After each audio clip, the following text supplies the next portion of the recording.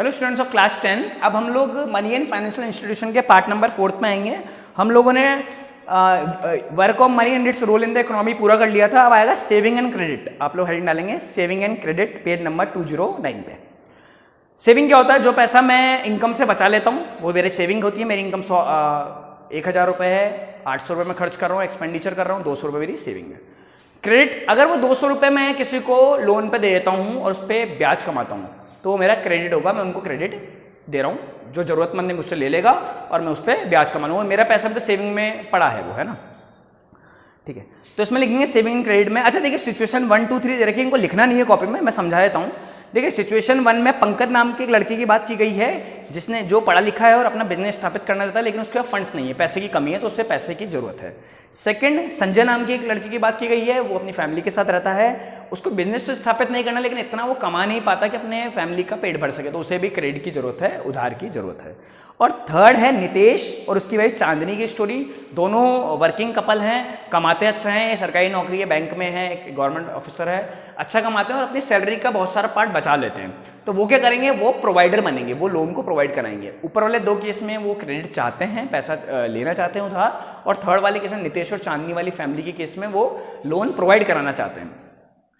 ठीक है, तो ये इसमें था। अब हम समझेंगे कैसे ये तीनों सिचुएशन आपस में मिलेंगी और कैसे एक फाइनेंशियल इंस्टीट्यूशन इनके ब्रिज का काम करेगा, इन दोनों को जोड़ देगा। देखिए नितेश और चांदनी की फैमिली को वो दोनों नहीं जानते, और दूसरे जानते भी होंगे तो क्या गारंटी कि वो उन्हें लोन दे दें और वो चुका भी दें समय पे, है ना। तो इसके लिए एक ब्रिज हम तैयार करेंगे कि कौन है वो ब्रिज जो इनके बीच को कड़ी एक इनको बांधने वाली। ठीक है, तो इसमें सिचुएशन 1 2 3 आप लोग ढंग से रीड करेंगे। वैसे यही है जो मैंने ऊपर ऊपर से बताया, फिर भी आप एक बार रीड करके फिर आगे लिखेंगे। In economics the providing of loan और डेप्ट is the providing of credit. In economics, the providing of loan or debt, DEBT, is the providing of credit। ठीक है, क्रेडिट क्या है? लोन देना और क्रेडिट है। अब ये बुक की नहीं, मैं अपने हिसाब से लिखा रहा हूँ, उसको आप लिखेंगे in our economy, ECONOMY, in our economy we find lender as well as borrower of credit। We find lender, LENDER, lender, as well as borrower, BORROWER, borrower of credit। Full stop। Financial institution like banks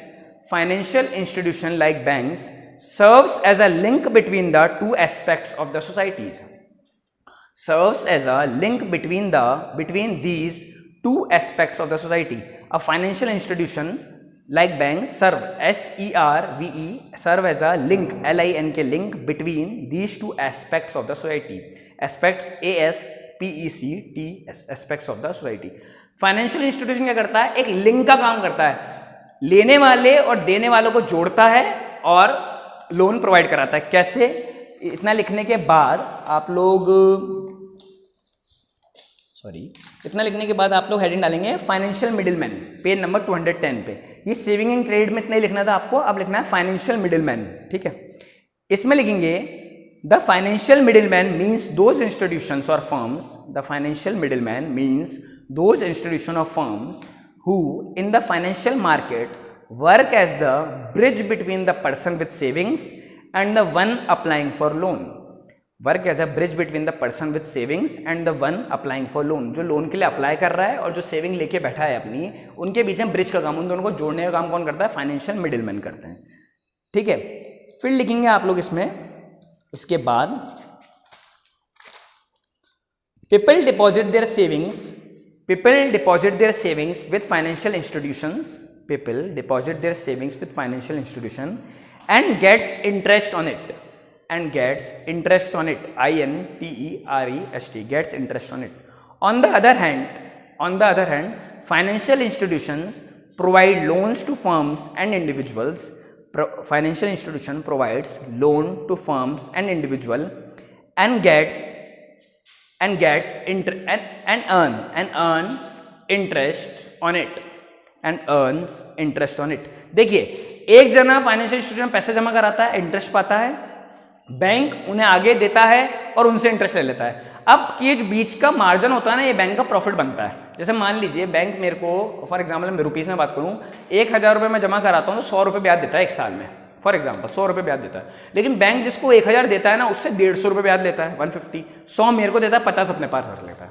mainly banking function ऐसे चल रहा है, वैसे इतना simple है नहीं, इतना simple हमने बोला, लेकिन हम मान सकते हैं ये एक बैंकिंग फंक्शन है कि एक से लेना दूसरे को देना, और बीच का जो इंटरेस्ट है वो कमा के रखना अपने पास, प्रॉफिट के तौर पर बैंक उनको रखता है ताकि बैंक के जो नॉर्मल फंक्शनिंग है वो चलती है। ठीक है, ये आप लोगों का फाइनेंशियल मिडिल मैन वाला टॉपिक भी पूरा हो गया। अगली हेडिंग आप लोग डालेंगे institutional and non institutional sources of credit, page number 210 पे ही है, institutional and non institutional sources of credit. देखिए इंस्टीट्यूशनल नॉन इंस्टीट्यूशनल क्रेडिट क्या होते हैं, इसमें लिखेंगे पहले institution such as banks, institution such as banks comma cooperative committees, इस पहले पैराग्राफ की लास्ट लाइन्स पे आ जाएंगे, banks comma cooperative committees comma money lender comma local banker etcetera are classified into institutional and non-institutional source of credit, are classified into institutional and non-institutional source of credit। Banks होते हैं, money lender होते हैं, ठीक है, cooperative committees बनी हुई हैं, local bankers वगैरह, ये सब जो लोन प्रोवाइड करा रहे हैं, ये दो तरीके के आएंगे, इंस्टीट्यूशनल और नॉन इंस्टीट्यूशनल्स। ठीक है, जो इंस्टीट्यूशनल हैं, जो बैंक्स वगैरह हैं, फाइनेंशियल इंस्टीट्यूशन स्थापित हैं, वो किसके कंट्रोल में काम कर रहे हैं, आरबीआई के कंट्रोल में।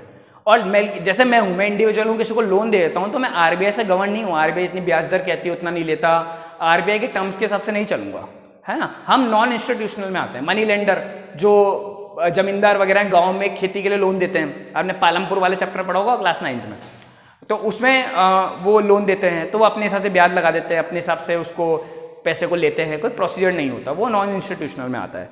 फिर इन्हें लिखेंगे the institutional credit providing institution are, the institutional credit providing institutions are registered with the Reserve Bank of India, registered with the Reserve Bank of India. They are regulated, controlled and directed by RBI and the government. They are regulated, controlled and directed by RBI. They have an important role, इसके बाद लिखेंगे they have, वो second paragraph में ये बातें है ना, they have an important role in financial equality by financial inclusion of economically weaker sections of the society. They have an important role in financial equality by financial inclusion of economically weaker section of the society. Society का जो weaker section है, weaker तबका है, जिसकी bank तक पहुंच नहीं है, पढ़ा लिखा नहीं है और उसे पैसे की जरूरत है, उनको भी उस फाइनेंशियल इंक्लूजन मतलब कि फाइनेंस की धारा में लाना, इंक्लूजन मतलब इंक्लूड से वर्ड बना है, इंक्लूड मतलब साथ में लाना, है ना, वो इन इंस्टीट्यूशन का काम है। मनी लेंडर अपने पैसे के लिए, अपने प्रॉफिट के लिए लोन देता है ना, वो चाहता है मैं कमाता जाऊं, किसी गरीब का फायदा ना हो। लेकिन बैंक्स वगैरह, आरबीआई, गवर्नमेंट जो बैंक्स काम करते हैं वो इस स्थापित करते हैं कि हमको लोन तो देना ही है, पैसा तो कमाना ही है, लेकिन गरीब भी लोन ले, है ना, टारगेट होता है कि गाँव में किसानों को भी लोन मिले, स्मॉल स्केल इंडस्ट्री वालों को भी लोन मिले, है ना, ये उनका टारगेट होता है। तो फाइनेंशियल इंक्लूजन जो वर्ड है ना, फाइनेंशियल इंक्लूजन, हेडिंग डालेंगे फाइनेंशियल इंक्लूजन, उसके बारे में लिखेंगे, फिर मैं समझाता हूँ क्या है financial inclusion. Providing of financial services to poor, providing of financial services to poor, comma weak, comma backward and people of low income groups of the society at bearable cost so as to link them to financial services is called financial inclusion. बहुत important definition है financial inclusion की। समझिए देखिए बात क्या है, मैंने अभी पहले ही बताया। देखिए providing of financial services to poor, weak and people of low income group, गरीब, वीक, कमजोर लोग, पढ़े लिखे नहीं हैं, जो बैंकों तक इनकी पहुंच नहीं है, जिनको कहते हैं प्रोसीजर नहीं आता लोन लेने का या बैंकों के पहुंचने का। People of low income group, वो लोग जिनकी इनकम कम है, जो लोन लेना चाहते हैं, उन्हें लोन प्रोवाइड कराना बियरेबल कॉस्ट पे, बियरेबल जिसको वो उठा सके, ऐसी कॉस्ट जिसको वो, ठीक है, इतना पैसा वो दे सके, चुका भी सके, इंटरेस्ट दे सके, उस पे प्रोवाइड कराना, उन्हें फाइनेंशियल सर्विसेज सिखाना, उन्हें फाइनेंस के स्ट्रीम में लाना, फाइनेंशियल इंक्लूजन कहलाता है।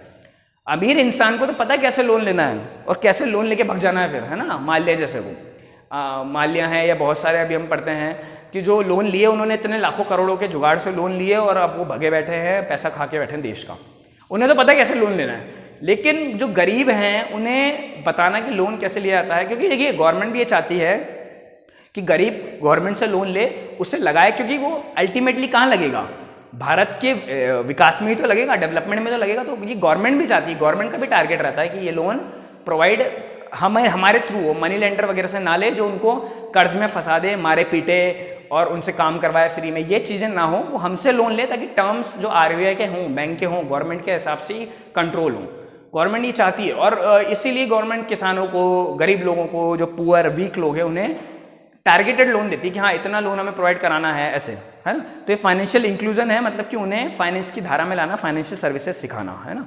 कमर्शियल बैंक हम लोग पार्ट नंबर 5 से करेंगे, तो ये आप लोगों को पार्ट नंबर 4 कंप्लीट हो गया। Thank you.